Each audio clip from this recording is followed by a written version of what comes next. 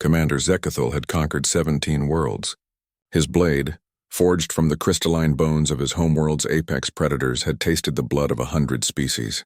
The hegemony's most feared warlord stood 7 feet tall, his chitinous exoskeleton bearing the ritual scars of countless victories. When he entered the human diplomatic chamber aboard the neutral station, every instinct screamed that this would be his 18th conquest.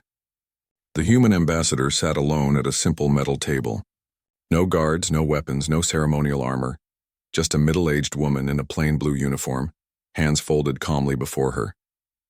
Her species' reputation preceded them. The newcomers who had appeared in council space merely 50 cycles ago, claiming a handful of unremarkable systems on the galaxy's rim. Zekethul's mandibles clicked in anticipation. The council had grown soft, allowing these pink-skinned bipeds a voice in galactic affairs. Today he would demonstrate why the strong ruled and the weak served. "I am Zekethul, Scourge of Vega Prime, Bonebreaker of the Centauri Rebellion," he announced, his translator rendering the ritual declaration in flat human tones. "Your species will submit to hegemony rule or face extinction." The human, Ambassador Sarah Chen, according to his briefing files, looked up at him with dark eyes that held no fear. Instead, something unexpected flickered across her weathered features. She smiled. It was not the baring of teeth that many species use to show aggression, nor the nervous rictus of the terrified. It was something else entirely. Warm, genuine, almost fond. Zekethul's primary hand moved instinctively to his blade's hilt, the motion honed by decades of warfare. "Commander," Chen said, her voice carrying an odd note of familiarity, "you look just like your father." The words hit Zekethul like a plasma bolt. His blade sang free of its sheath, the crystal edge humming with deadly harmonics. "Impossible. My father died in battle before I hatched." "You mock me, human." Chen's smile deepened, creasing the corners of her eyes. "Lieutenant Commander Velthul of the Hegemony Third Fleet. He didn't die in battle, Zekethul. He crash-landed on a human colony world called New Perth 37 years ago." The blade trembled in Zekethul's grip. "Lies." "The colonists found him half dead in the wreckage of his fighter," Chen continued, rising slowly from her chair.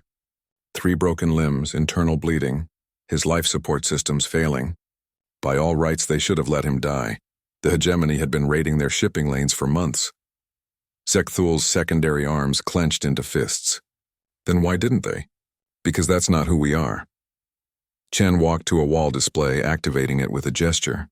An image materialized, a much younger version of herself in medical scrubs standing beside a hospital bed. In the bed lay a figure Zekethul recognized despite the bandages. The same broad carapace, the same distinctive horn configuration that marked his bloodline. "I was a trauma surgeon then," Chen said softly. "Fresh out of medical school, working at the colony's only hospital. When they brought your father in..." She paused, studying the image. "He was so afraid. Not of dying. Hegemony warriors don't fear death. He was afraid of what would happen to his offspring if he never returned." The blade's humming ceased as Zekethul's grip slackened. "We spent 3 months putting him back together," Chen continued.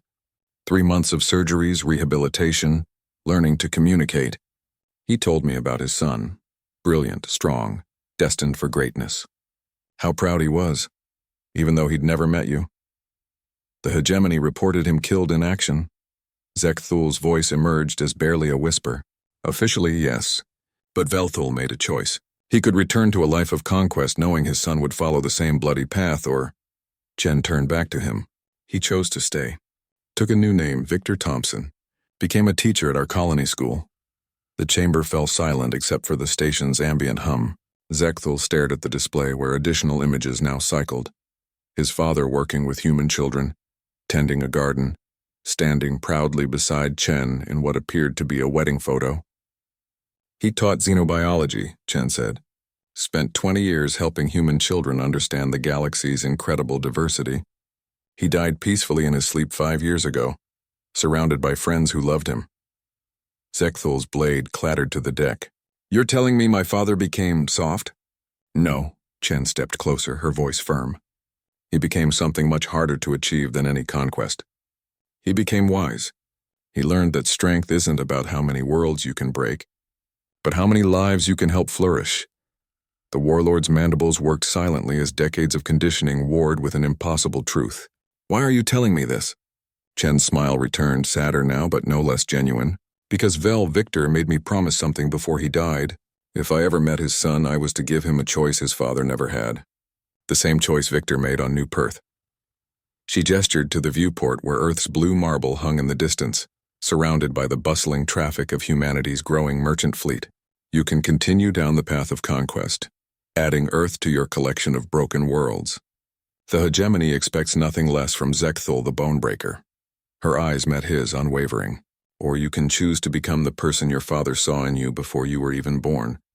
Someone who builds instead of destroys. Someone worthy of the love he carried for you until his final breath.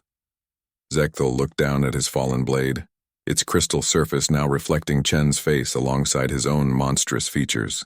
In that reflection, he glimpsed something he'd never seen before.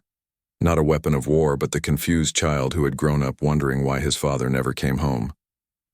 When he looked up again, his voice carried none of its earlier menace. What was he like? When he taught, Chen's smile blazed like a star-going nova. Patient, kind. He had this way of explaining complex concepts that made even the youngest children understand. He would have been so proud to meet you. For the first time in his adult life, Zekthul the Bonebreaker, son of Velthul the Warrior, stepson of Victor Thompson the Teacher, felt something crack inside his armored heart. Could you... He paused, mandibles clicking uncertainly. Could you tell me more about him? I'd be honored to, Chen said, gesturing toward the table. But first, why don't you sit down? We have a lot to talk about, and I think your father would want us to do it as friends.